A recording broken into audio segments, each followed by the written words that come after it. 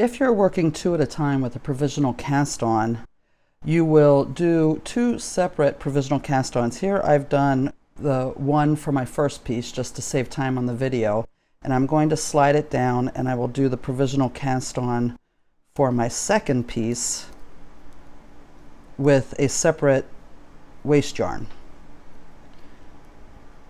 Now the full video for working two at a time is either linked in the comments below this video or you've already watched it in my full tutorial. The full tutorial for knitting two at a time is also linked in the comments below if you're watching this on YouTube.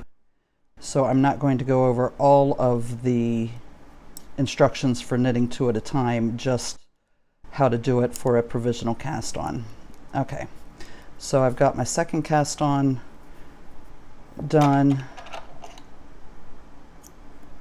with my waste yarn. So I've got two separate provisional cast-ons, and now I'm ready to finish the cast-on. With the provisional cast-on, this is the crochet provisional cast-on I'm showing. It's a two-step. This first row that I'm knitting is actually part of the cast-on. So I'll pick up the yarn from one of my balls of yarn and finish the cast on by knitting the first row. So I'll knit across this one with one ball of yarn,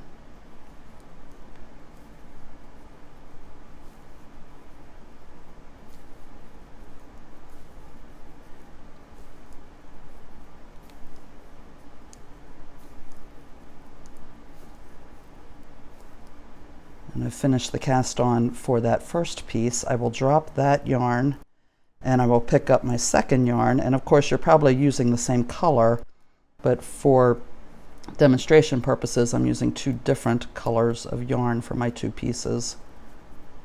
And I will knit across that second provisional cast on to finish it with my second ball of yarn, or the other end of the same ball. If you can do your two pieces with one ball of yarn, you might opt to do it that way. Use both ends of the same ball.